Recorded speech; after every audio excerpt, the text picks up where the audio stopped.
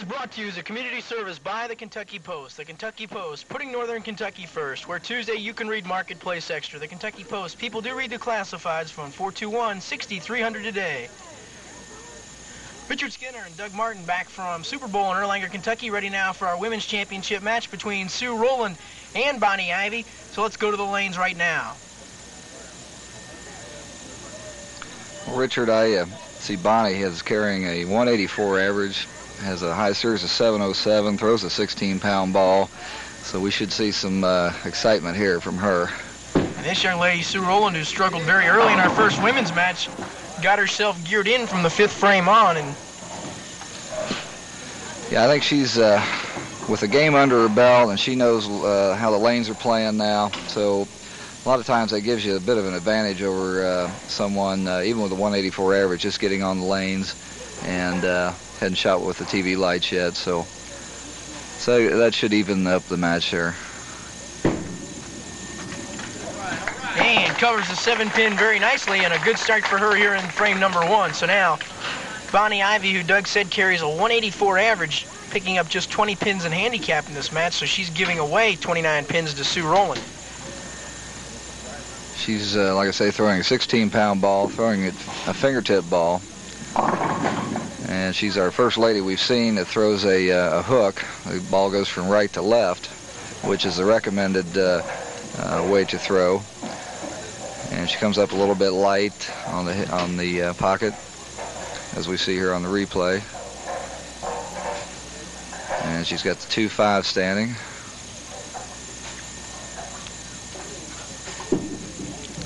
I'm going to try to go from the outside to get it, and does. Saws it right off.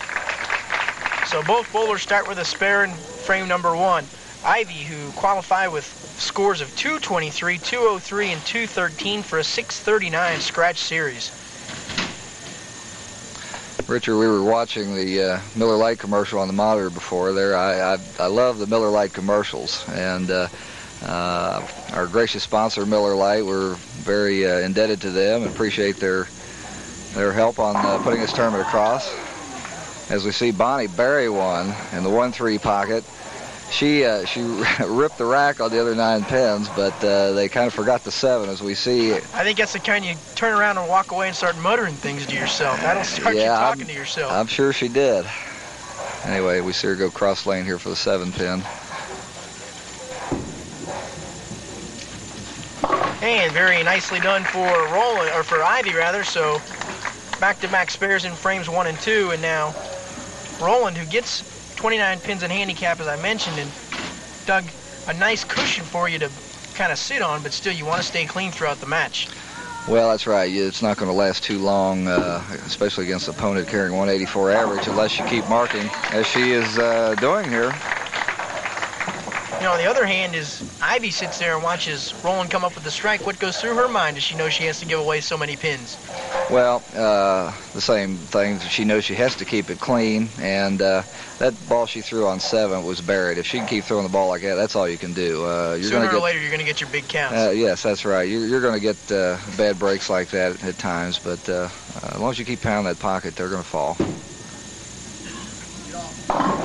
And a nice little kick off the side wall, trips out the 6 and the 10, and a double for Rowland here in frame 3. Well, Bonnie knows, here we see it on replay, the ball didn't have much deflection that time, if any. It drives through the pins. Nice shot there. And a nice kiss off the sidewall to knock down the 6 and the 10. So now, here comes Ivey. And she's solidly home that time. Well, she's found the mark now in both lanes. She knows how to get the ball to the pocket, so it's just a matter of executing now. And as long as she can not get nervous and pull shots or anything, let the ball get away from her, she should be able to hit the pocket and possibly make up that disadvantage in the pins. She trails it by 40, but can cut it to 30 right here with a double. And bangs it home. I think we're going to see a real good match here. And there you see it. Ivey with the double and Rowland with the double, and a big turnaround from our first match when both bowlers struggled very early. So now Rowland looking for a 3-bagger. And she's got it. Well, she knows exactly what she has to do to keep that big pin differential in her favor, and that strings some strikes together, and she's banged home 3 in a row here in frames 2, 3, and 4. Yeah, that's impressive, throwing a backup ball and hitting the pocket with that much power, especially with a 12-pound ball. As you said, Doug, you commented very early, the best shot really for the backup bowlers here in this match is to shoot cross Look lane. at this.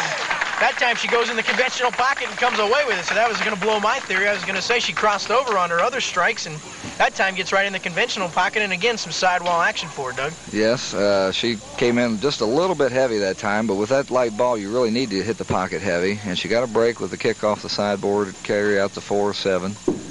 So now Ivey looking for her own 3-bagger and almost walked away with a split. Yeah, that ball, she pulled that one a couple boards, and it came in high in the head pin. She's lucky she didn't get a split. As we see, it could have been the 10 pin there, as it unfortunately went out and just left her the 4-7. And in a match where both bowlers have started out hot, you really hate to see a split jump up and bite either one. And the cross lane shot for Ivey, so she stays clean through 5 frames, but finds herself down by 52 big pins. Yeah, she's got a ways to go here to make this up. But she seems to be throwing the ball well. As long as she doesn't pull it like that last shot, she should be in the hunt.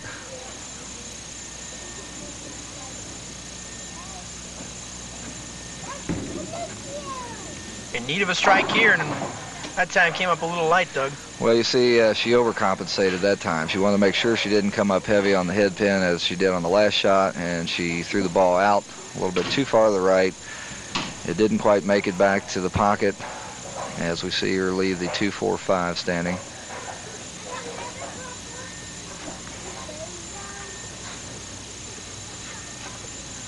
Go cross lane for it.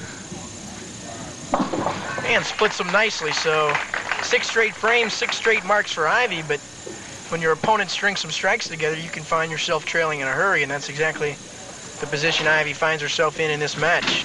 Now Rowland working on 4 in a row, looking for her 5th straight strike, lane 6, or lane 8 rather, frame 6.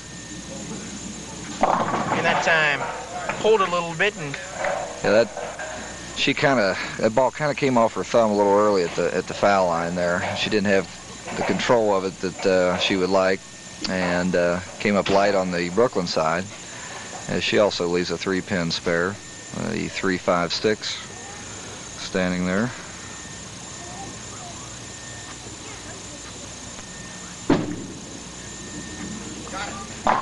Yep, she keeps filling those frames and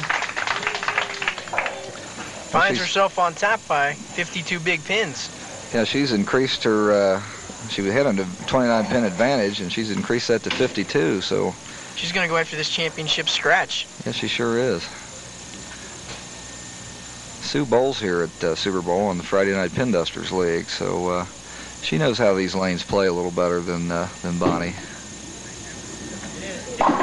And another strike for Rowland.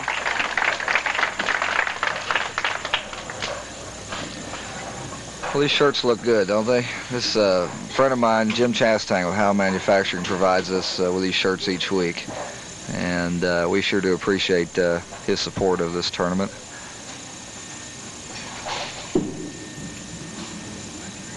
And another light hit for Ivey. Yeah, she did the same thing she did on the last lane. She was hitting the pocket well there, a couple frames, but she seems to have lost it now. And this is a tough spare to bring back, as she's got the 2-4-5-7. And look out, she chops and leaves the 5-pin, and no doubt she probably put that in a decent spot for the spare, but again, you got to almost put it in the exact spot you need to put it in to bring that one back. Well, that's right. There's 2 places you could hit that, and the preferable place is between the 2-5, and then that'll take out the 4-7, or you can hit it on the 2-4 side, but she hit it flush on the 2-pin and consequently picked it right off the 5. And in need of a strike and leaves a solid 5. She got that one a little closer. She has been light the last couple of balls. That one was in the pocket, but it was still a little bit too light to carry out the 5. And right now is when she starts realizing how far she does trail in this match, and it starts working on the psyche a little bit. Yeah, you start pressing at this point because you're running out of paper, and she's down quite a bit at this point. A lot of times you try to make up that 52-pin advantage in one ball, and you just can't do that. No. She knows she needs several strikes here in a row, and she's having a hard time getting that first one. So well, let's give a lot of credit to this young lady, Sue Rowland, looking for yet another double here in this match, and another little light shot for her. But again, leaves herself a makeable spare, and all she wants to do right now is make sure no splits jump up and bite her, and she stays clean throughout the rest of this match. Yeah, she's definitely in control here. As long as she can keep holding her spares, she shouldn't have any problem. As we see her go for the 3-4 or 3-5-6 here.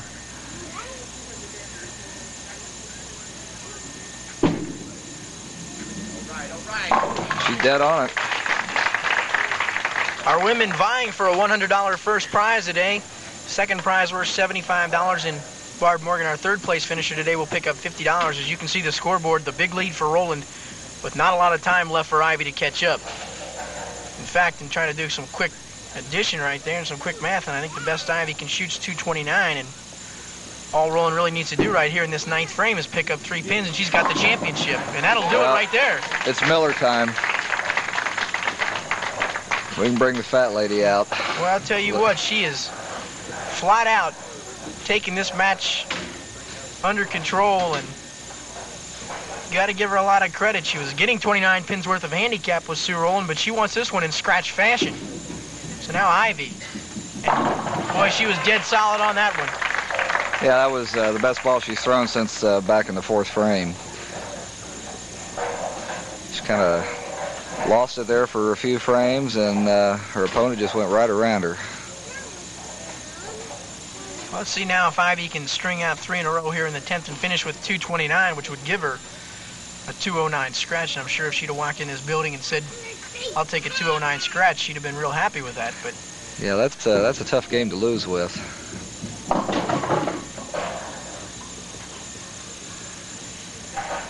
But you can, with that type of score, you can go out with your head high.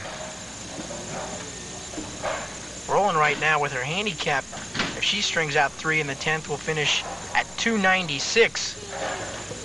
And that'll be 247 scratch. Not too shabby, is it? Not at all. That's a real strong game for a young lady throwing a 12-pound ball.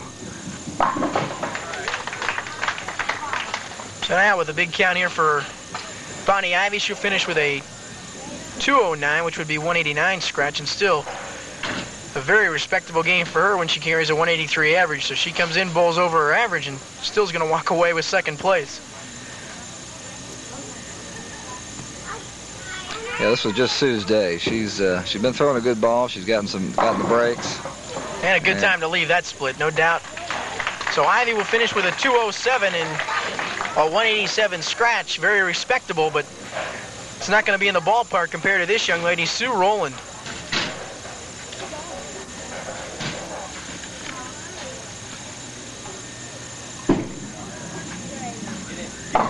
Well, there's the split we talked about. Couldn't jump up and get her, but right now it doesn't matter. It's all academic, as she's going to walk away with a championship. Yeah, I think she knew she had the game, and I don't think she concentrated on it as well. She's just wanting to get the game over with and sit down and relax and wait to pick up her money here in a little bit.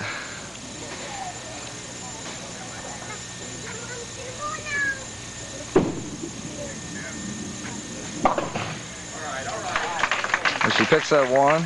And gives her 260 with the handicap 211 scratch. Our women's winner here in our 4th week from Super Bowl in Erlanger, Kentucky is Sue Rowland, defeating Bonnie Ivey 260 to 207. We'll be back with our men's championship matches in just one moment.